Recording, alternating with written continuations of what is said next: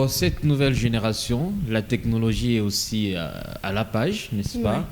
Parce que sans la technologie, on n'est rien du tout.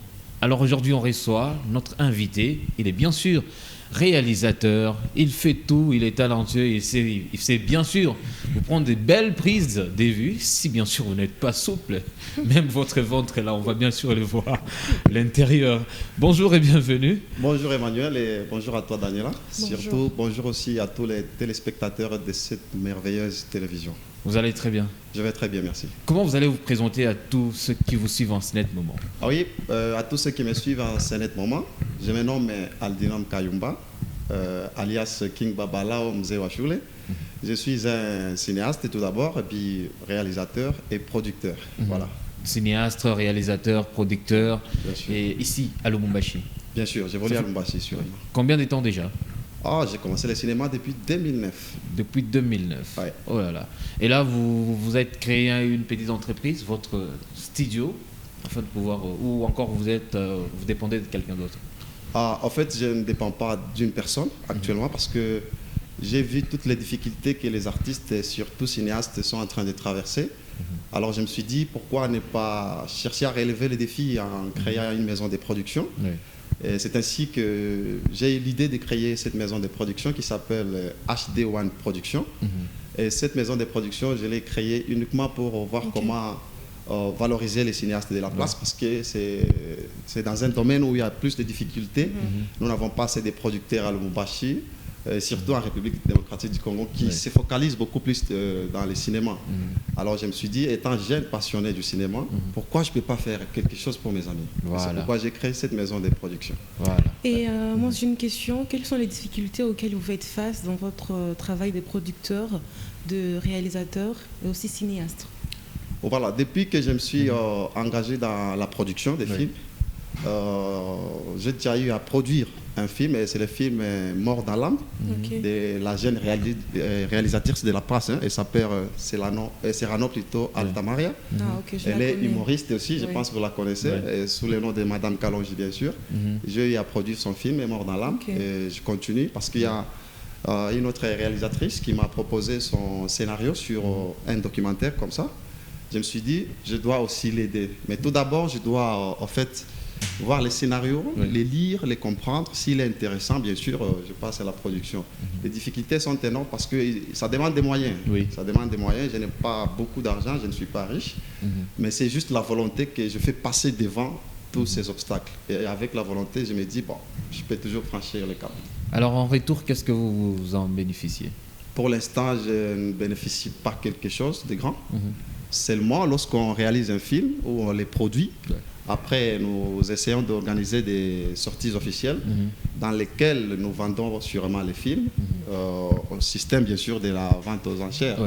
Et quand les gens achètent, le peu qu'il y aura, on verra comment faire avec les propriétaires du film. Très bien. On va revenir dans votre domaine. La dot, est-ce une occasion de pouvoir enrichir la belle famille? Personnellement, je ne pense pas. Personnellement, je ne pense pas parce que pour qu'on parle d'abord de la dot, il faut qu'il y ait deux personnes qui s'aiment et qui se disent oui. D'accord. Lorsqu'il y a ces deux personnes qui se disent oui, c'est un signe d'amour. Et lorsqu'il y a cet amour, moi je pense que les deux familles doivent seulement accompagner les deux personnes qui se sont dit oui, avec peut-être, comme on est en Afrique, ça doit être juste symbolique. Quelque chose comme si vous étiez en train de vendre votre fille, vous voyez. Moi, je pense que ça doit être juste symbolique. Au lieu de demander beaucoup plus d'argent, moi, je pourrais demander aux parents, peut-être cet argent-là, que les deux familles essaient peut-être de mettre en place et donner aux jeunes couples. Et cet argent peut les aider à commencer leur vie dans le bonheur ou normalement. Parce que lorsque vous demandez $2500 au mari, ou $5000, pour ne pas exagérer, il y a... C'est temps passé d'abord. L'homme passera beaucoup de moments pour chercher cet argent parce qu'actuellement, la vie n'est pas du tout facile. Et lorsqu'il passe beaucoup de temps à chercher cet argent, il finira par trouver. Après la dot, mais qu'est-ce qui va? Qu'est-ce qui va suivre après? La vie continue. Même après le mariage, ces deux personnes sont appelées à bien vivre. Donc moi, je pense que si c'est symbolique, ça peut plus aider les couples. Toujours sur cette question aussi, en fait, par exemple, vous marié, célibataire, célibataire engagé, célibataire non engagé? Gravement marié. Voilà, merci. Par exemple, vous avez épousé madame, un homme trop un peu élevé, et vous vous dites, le jour où vous aurez votre fille à l'âge d'être mariée, vous vous dites, mi maman quand moi na makuta mingi, ça ouais, takulomba kiloko. D'abord, d'après vous, pour votre fille, vous allez demander à Kupita la moi na maman ou bien m'tarodishako. D'abord, c'est parce qu'elle est licenciée. Oui, parce qu'elle est licenciée, elle a étudié, parce que vous avez épousé sa maman, makuta moi mingi. Maman quand je dis moi makuta mingi. Quand je fais ça, oui. C'est comme si je fais payer à ma fille ce que moi j'ai subi. Okay. Pourtant, ce n'est pas ça la réalité de la vie.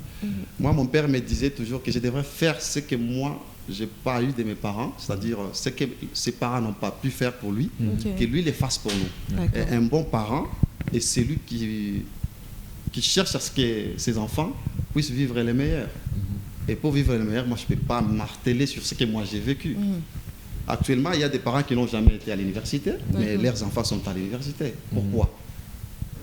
C'est parce qu'ils veulent le meilleur de leurs enfants. D'accord. Moi, je pense que ça n'arrivera pas comme ça.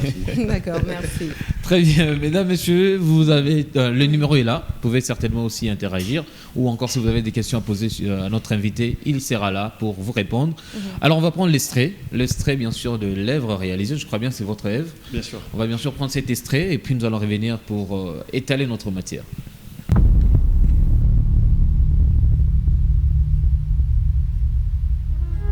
Dieu exprime toujours la vérité et œuvre pour sauver l'humanité. Et puis on dirait que cette situation n'était dit rien du tout. Parce que depuis que je t'ai connu, t'as jamais fait 3 semaines sans venir à l'église. Si vraiment tu respectes Dieu, tu devrais arrêter de le mêler dans ton incapacité de concevoir rapidement et penser à te faire soigner. N'ose plus jamais, alors jamais te mêler de tout ce qui concerne mon mariage. Et je le serai encore davantage quand tu seras appelé papa. Est-ce que je mérite vraiment ça? Notre Dieu est vivant et va s'occuper de ton cas tant spirituel que charnel. Les paroles de Dieu sont merveilleuses.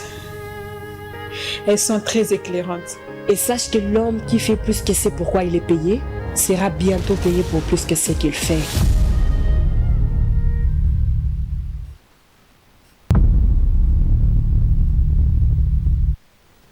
Quel genre, quelle catégorie des films que vous réalisez?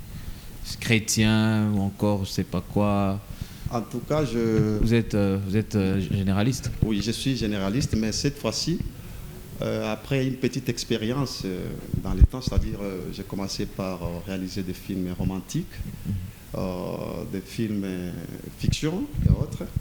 Alors cette fois-ci, je me suis dit, je dois essayer de relever ces défis en réalisant un film purement chrétien.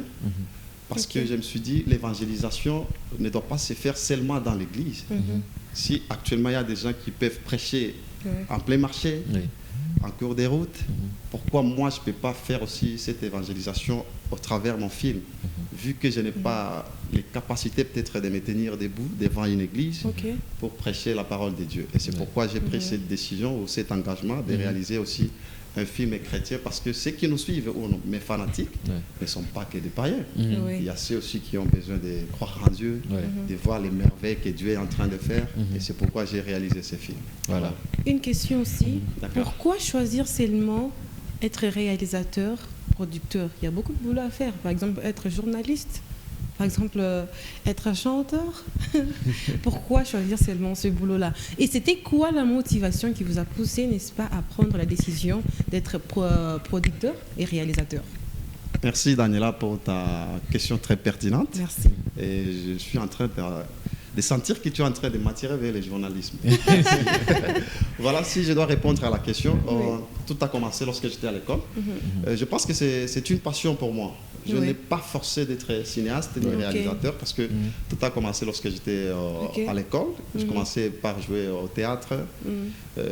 Arrivé en 3e des humanités, j'étais déjà élu le metteur en scène de la troupe théâtrale de mon institut. Et on était en train de faire ou de produire des théâtres. Ça a commencé comme ça. Et cette passion continuait à vraiment m'envahir. Jusqu'au point où je me suis dit, bon, je pense que je suis appelé à faire ça. Et ce n'est pas dire que je n'ai pas autre chose à faire. J'ai un boulot. Mais ma passion, c'est le cinéma. J'aimais ça et vraiment lorsque je fais le cinéma. Vous faites autre chose à part? Oui, à part le cinéma, je suis un travailleur. Double casquette. Pardon? Double casquette. Bien sûr. Parce que déjà, si je dois être producteur, il me faudra des moyens. Vu que le cinéma ne paye pas encore jusqu'à présent, je me focalise à utiliser mes petits moyens que je gagne dans les boulots. Voilà. Alors, il y a un festival de cinéma qui est organisé, 50 participants. Vous êtes aussi parmi ces 50. Ouais. C'est quoi la stratégie? Parce que vous avez certainement cette conviction de pouvoir arracher la bonne place. Tu me demandes si j'ai peur vraiment d'être parmi les gagnants. Je dirais, la seule chose dont j'ai toujours eu peur dans ma vie, c'est d'avoir peur. J'aime pas avoir peur et j'aime beaucoup plus me mesurer aux autres, parce que l'homme se découvre lorsqu'il se mesure à l'obstacle, n'est-ce pas? L'obstacle, c'est tous les nombres de candidats qui sont participants ou compétiteurs aussi dans ces festivals. C'est pas sa première édition. D'ailleurs, il s'agit du Festival international du cinéma du Haut-Katanga. C'est à sa 3e édition. La 2e édition, déjà, j'étais lauréat. J'ai remporté les prix avec mon film This Is Why, en qualité dans le cadre de films long métrage. Et cette année, je vais encore participer avec la même énergie, parce que lorsque tu fais ton travail bien, tu es confiant. Et moi, je suis quand même parmi ceux-là qui font bien leur travail dans les domaines cinématographiques à Lubumbashi. Je peux même dire que je suis aussi une référence pour les jeunes qui sont en train de suivre aussi ces métiers. Donc, je n'ai pas peur, je suis prêt à affronter n'importe qui à ces festivals. Et je suis même sûr que je peux remporter. Si je remporte, je vais revenir. Il n'y a pas de problème. Ça sera avec quelle œuvre? Toujours avec Affliction, parce que This Is Why, je l'avais déjà présenté l'an passé. Ça sera avec Affliction parce que j'étais déjà avec ces films à Kolwezi, au festival Madini. Et c'est l'acteur principal de mon film qui a été nominé meilleur acteur. Donc je vais encore participer avec ces mêmes films. Et je demanderai aussi à tous ceux qui aiment mes œuvres de continuer à me soutenir et surtout de voter aussi pour moi. Le numéro au festival, c'est le numéro 31. 31. Et donc, sur les plateformes, les gens peuvent voter. Sans problème. Alors, quelles sont les étapes à faire ou à franchir quand quelqu'un arrive chez vous pour réaliser un cinéma? On doit passer par quelle étape? Bon, chez moi, je n'ai pas trop de conditions. C'est-à-dire, j'aimerais juste faire le meilleur.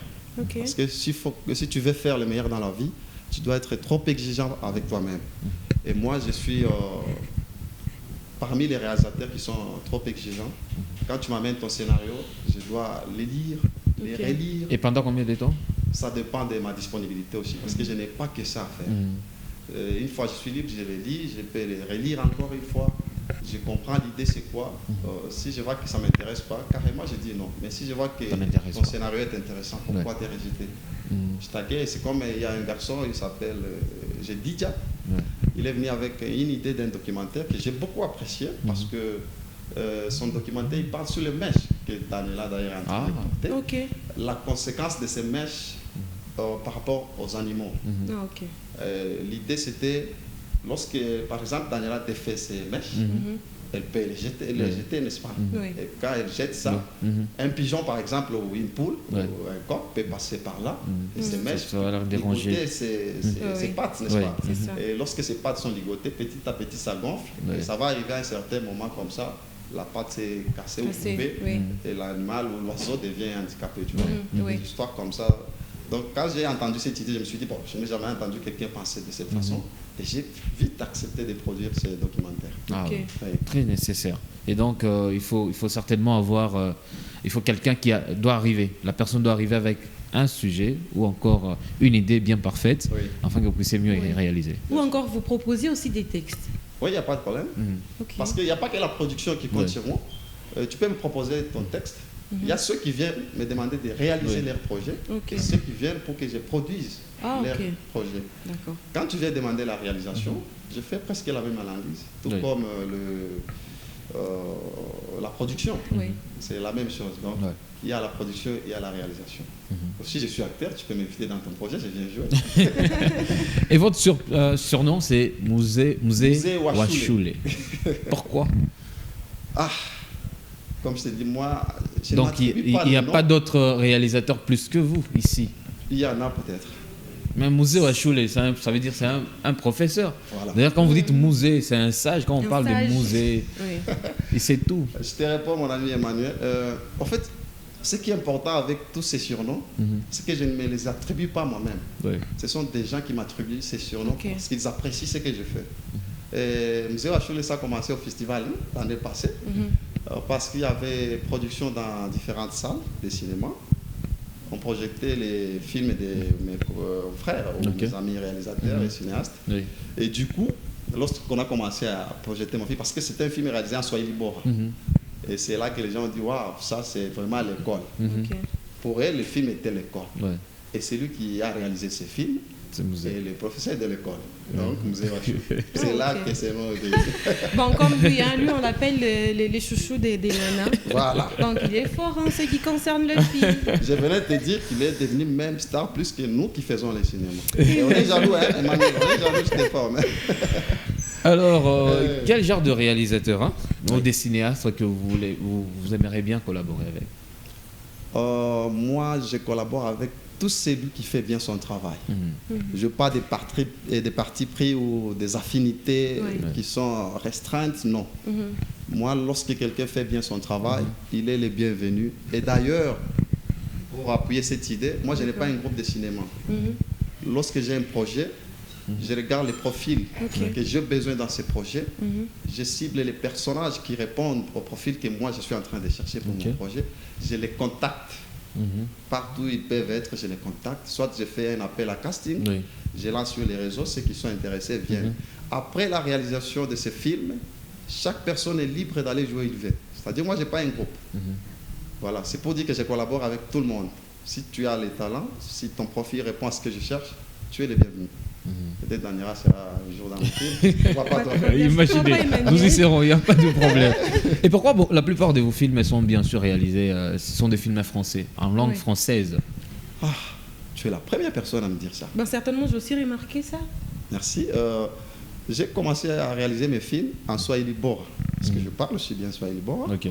Et quand je passais dans des émissions, les gens me demandaient pourquoi tu réalises seulement en Swahili Bora alors qu'on est au Congo. Alors il fallait changer. Il fallait faire aussi en français. Je n'ai pas fait en français pour répondre à ceux-là qui me demandaient pourquoi j'ai réalisé seulement en Swahili Bora. Parce que le cinéma, je m'excuse, c'est comme un dieu. Dieu n'a pas une langue précise dans laquelle on doit le prier. Voilà. S'il faut prier à Dieu, donc toutes les langues sont les bienvenues chez lui. C'est comme le cinéma. Avant, on regardait des films sans les comprendre. En anglais, lorsqu'il n'y avait pas encore de traduction.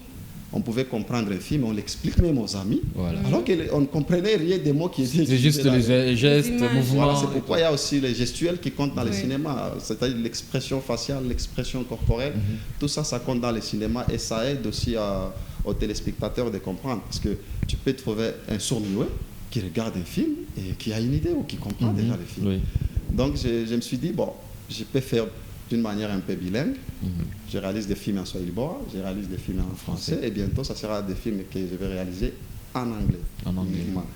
Donc je suis en train de chercher. Et pourquoi pas avec toutes les langues nationales? Je ne sais pas si j'arriverai. Je ne sais pas si j'arriverai parce que déjà les Swahili Bora, quand les gens me disaient au Congo on ne parle pas ce Swahili, c'est faux. D'ailleurs, moi je me dis, est-ce que nous avons vraiment une langue nationale dans notre pays? Si oui, quelle langue? Le français, c'est pas notre langue. Si on prend Chiluba, c'est une langue qui est parlée dans un coin. Si on prend les Swahili, nous avons presque 4 Swahili. C'est bien compté parmi les langues nationales. Mais une langue nationale, d'abord, c'est quoi? C'est une langue qui doit être parlée dans tous les pays, au départ. Mais moi, je ne vois aucune langue qui est parlée dans tous les pays, au Congo. Au moins le français. Le français, c'est pas notre langue. C'est officiel.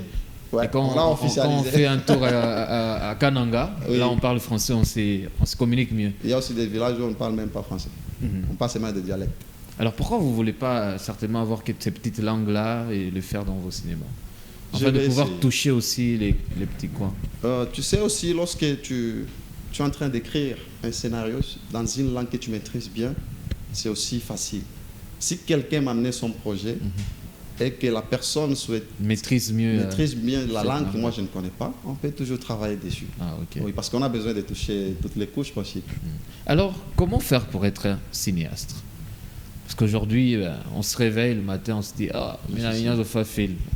pourquoi? Est-ce qu'il y a des conditions à remplir? Ça, c'est une très belle question. Les gens font plus la confusion. C'est pourquoi, actuellement, moi, je ne condamne pas la population de ne pas nous consommer comme il faut. Mais je condamne les points de départ. Ok. Aujourd'hui, par exemple, moi je suis réalisateur ou je suis cinéaste.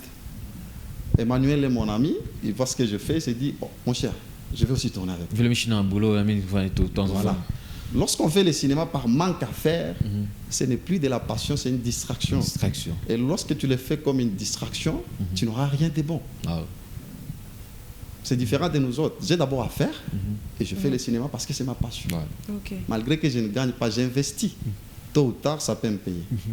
Vous voyez, Oui. on ne se réveille pas seulement comme ça. Non, je commence à faire le cinéma. Moi, je pense qu'il faut d'abord avoir la passion. La passion. Ça, c'est très important. Et après la passion, Après la passion, il faut avoir l'amour de Ok. ce que tu fais. Si vraiment tu tiens à le faire, que tu le fasses avec amour. Parce que même là, on nous dit souvent, ce que tu fais, fais-le bien parce que ta bénédiction aussi en dépend. Alors, moi, je vais juste donner un petit conseil. Si tu veux le faire, le cinéma, ne le fais pas parce que ton ami le fait Oui. ou parce qu'on t'a appelé. Fais-le parce que tu sens vraiment que tu peux prospérer et tu peux faire de ce cinéma un métier, c'est-à-dire un métier dans lequel tu peux te nourrir. n'est-ce Ok. pas? C'est ce que les gens il faut doivent passer aussi comprendre. par des formations. Oui, il y a des formations, bien sûr. J'ai oublié vraiment Déjà, de citer. il y Vous a les, des vous les- formations. vous les organisez Oui. ou encore vous passez dans d'autres formations? Non, moi déjà, quand je. Parce que vous êtes musée à Choulé. Musée à Choulé, oui. Déjà, quand je te sélectionne pour participer dans l'un de mes films, tu dois passer par la formation, nécessairement. Même si tu as eu à jouer quelque part, moi je me dis toujours que j'ai ma philosophie, ma façon de faire les choses, Ouais. qui est totalement différente de la façon dont tu es en train de faire quelque part, tu vois. Donc tu dois entrer d'abord dans mon école à moi. Je me rappelle un jour lorsqu'on était au tournage d'Affliction, Oui. Serrano, Madame Kalonji, que vous connaissez, avait déjà tourné quelque part. Sa première fois de tourner avec moi, qu'est-ce qu'elle me dit? Tu es trop exigeant toi au tournage. Pourquoi?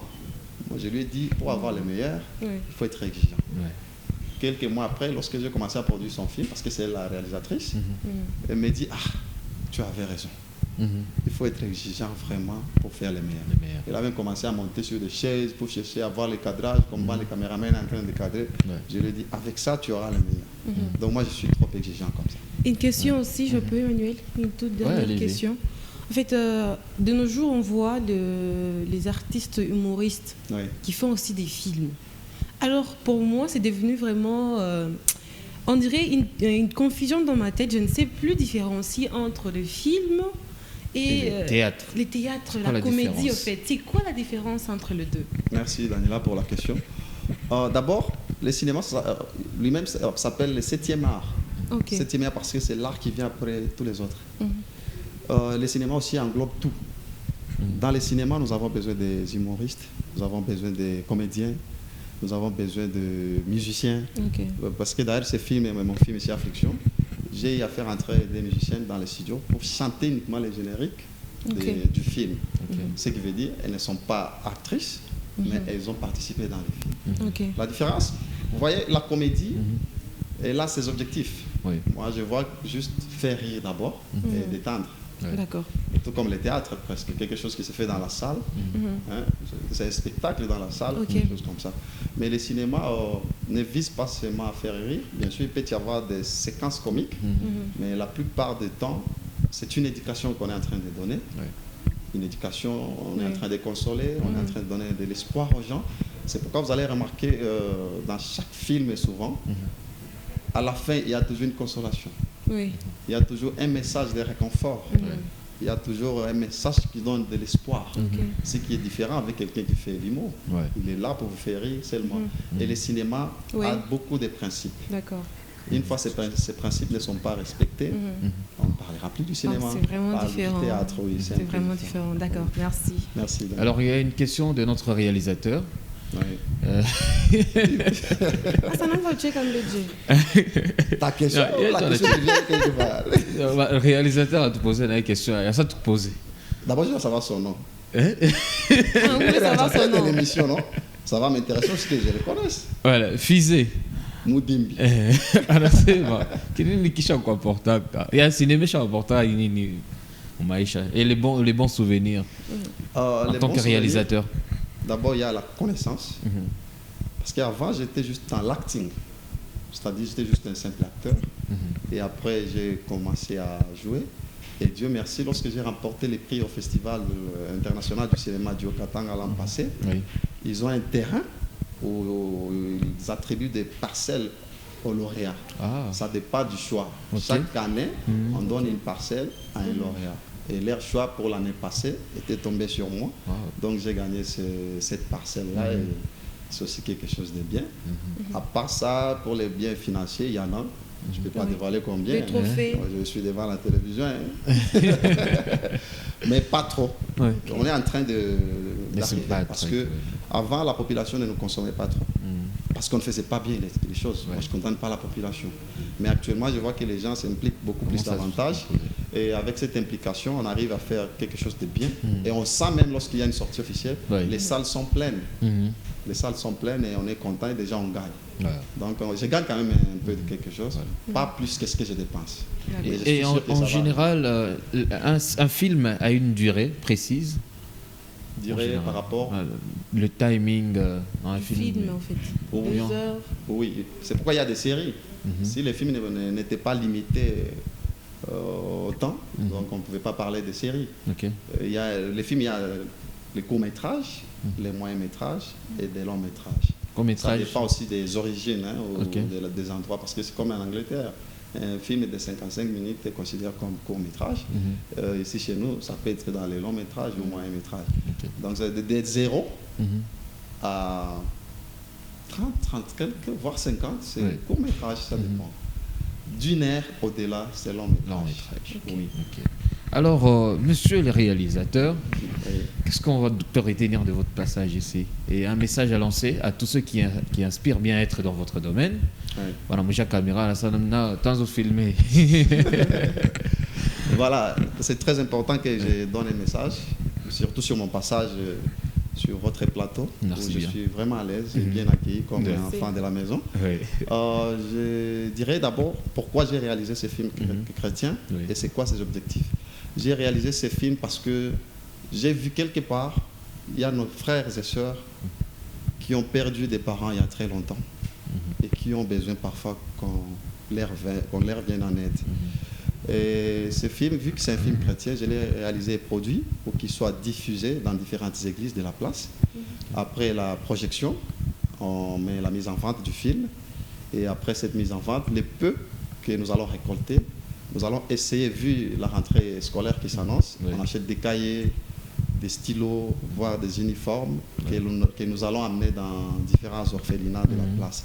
En tout cas, c'était ça mon objectif. Je ne vise rien. Je vise au moins à aider les orphelins qui sont dans différents orphelinats. C'est pourquoi déjà il y a des églises qui m'ont accordé la diffusion. J'espère aussi Impact à faire ministrer. Jimmy Fireman. Par le pasteur Jimmy Fire que j'ai salué en passant. Je pense qu'il est en train de nous suivre et qu'il peut peut-être nous accorder aussi cette chance de rentrer juste pour aider d'abord les orphelins. Qu'on ne voie pas le homme que je suis, qu'on voit au moins les idées que j'ai derrière la tête. Il y a la NCD sur Chef Katanga où nous allons diffuser ces films. Nous avons eu aussi à parler avec le pasteur Rechut Mandak. C'était hier d'ailleurs, je suis même passé ici. Nous sommes allés lui laisser les films parce qu'il a demandé de les voir d'abord, qu'il sache quel est le contenu qui est dedans. Après, ça sera la décision. Donc, je suis dans cette diffuser d'abord dans des églises. Oui. Et après récolter. Et après, on essaie de vendre le peu qu'on aura, on essaie de rassembler ça. On achète quelque chose au moins pour aller aider nos frères qui n'ont pas de parents, parce que nous en avons jusqu'à présent. C'est un peu ça l'objectif. Et c'est dans cette campagne-là où je me suis lancé. À part ça, pour ceux qui veulent faire le cinéma, nous sommes opérationnels. Nous sommes disponibles. Seulement, moi, personnellement, je n'ai pas de groupe. Mais ça n'empêche que quelqu'un me contacte pour chercher à participer dans mes projets. Parce que déjà, après la fiction, je suis en train d'écrire un film qui se nomme Troc. Troc, c'est un film dans lequel je suis en train de parler sur l'enlèvement des enfants. Moi, j'ai beaucoup plus parlé sur ce qu'on vit. Notre vie quotidienne. J'aime vraiment vivre la réalité. C'est comme les films que j'ai remportés encore l'année passée. Là, je parlais sur les entreprises où on traite des femmes comme des objets. C'est-à-dire, pour t'engager, tu dois coucher avec tel et autre. Je m'excuse les termes. Ce qui n'est pas logique. Quand les femmes étudient, elles étudient aussi pour apporter un plus dans des entreprises, dans la société. Et non pour être jouées avec les responsables des entreprises. Donc, c'était ça et j'ai remporté avec ces films. Je me focalise beaucoup plus sur ce qui se passe.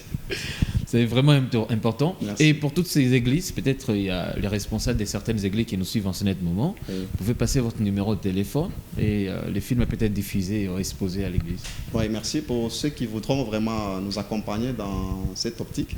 Le numéro, c'est les 099 11 46 261. Je réitère, 099 11 46 261. C'est mon numéro 099 11 46 261. Oui. Donc pour ceux qui veulent bien être dans le groupe, être encadrés, être aux côtés du maître, Mzee Achule, encore cher responsable des églises, vous pouvez aussi contacter. Et là, ça fera toujours plaisir. Il faut toujours redonner les sourires à ceux qui sont dans les désespoirs. Oui. Orphelinat, parce que bientôt c'est la rentrée scolaire. Nous avons besoin de cette éducation afin que notre pays soit aussi développé. Merci. Merci, c'était pour nous un grand plaisir. C'était un plaisir aussi pour moi. Ouais. Merci beaucoup. Nous vous souhaitons de passer une excellente journée et surtout un très bon vent dans votre domaine. Merci beaucoup et bonne journée aussi à vous. Votre prochain film, je vais y participer. Oh, je serai très content. C'est surtout que tu es déjà star. Ouais. Je pense qu'il sera beaucoup. Il faut que vous me mettiez un coup. Là, vous êtes en train de me promettre devant la télévision. Il n'y a pas de problème. Je venais ici, on n'a plus le temps, je vous accuse devant la télévision. Voilà, Alors, merci beaucoup. chers téléspectateurs, voici cette autre partie. Nous, on vous revient juste après. Et va s'occuper de ton cas tant spirituel qu'est charnel. Les paroles de Dieu.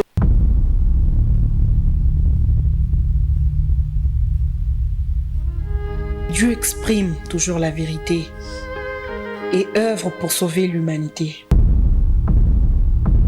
Et puis on dirait que cette situation n'était dit rien du tout. Parce que depuis que je t'ai connu, t'as jamais fait 3 semaines sans venir à l'église. Si vraiment tu respectes Dieu, tu devrais arrêter de le mêler dans ton incapacité de concevoir rapidement et penser à te faire soigner. N'ose plus jamais, alors jamais te mêler de tout ce qui concerne mon mariage. Et je le serai encore davantage quand tu seras appelé papa. Est-ce que je mérite vraiment ça? Notre Dieu est vivant et va s'occuper de ton cas tant spirituel qu'est charnel. Les paroles de Dieu sont merveilleuses. Elles sont très éclairantes. Et sache que l'homme qui fait plus que ce pourquoi il est payé sera bientôt payé pour plus que ce qu'il fait.